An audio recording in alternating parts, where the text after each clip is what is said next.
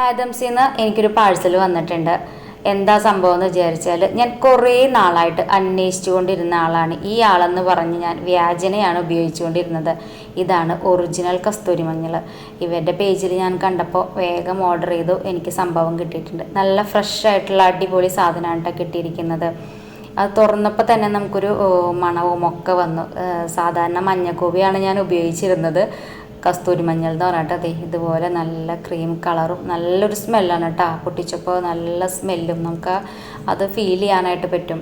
സാധാരണ ഇവിടെ വീടിൻ്റെ അടുത്തുണ്ട്. അത് മഞ്ഞക്കൂവിയാണ് ഞാൻ കസ്തൂരി മഞ്ഞൾ എന്ന് പറഞ്ഞിട്ട് ഉപയോഗിച്ചിരുന്നത്. ഇപ്പോൾ നമ്മൾ യൂട്യൂബിലൊക്കെ കണ്ടു കഴിഞ്ഞപ്പോഴാണ് അതല്ല ഒറിജിനൽ എന്ന് മനസ്സിലായത്. അങ്ങനെ ഇവരുടെ പേജിൽ കണ്ടപ്പോൾ ഞാൻ അപ്പം തന്നെ ഓർഡർ ചെയ്തു. 1 കിലോയാണ് ഞാൻ വാങ്ങിയത്. 425 രൂപ കൊടുത്തിട്ടാണ് വാങ്ങിയത് കേട്ടോ.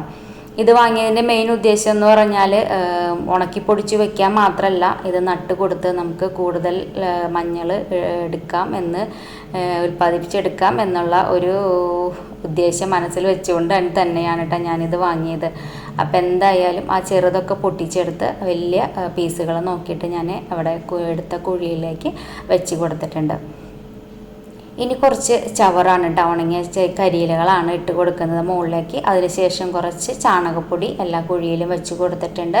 അതിന് മുകളിലേക്ക് മണ്ണിട്ട് മൂടിയിട്ട് അതിനുശേഷം ഇതുപോലെ എന്തെങ്കിലും എന്തെങ്കിലും ഇടണം. ഉണങ്ങിയ ഉണക്കപ്പുല്ലോ അല്ലെങ്കിൽ ചവറുകളോ ചവറോ അങ്ങനെ എന്തെങ്കിലുമൊക്കെ ഇടണം.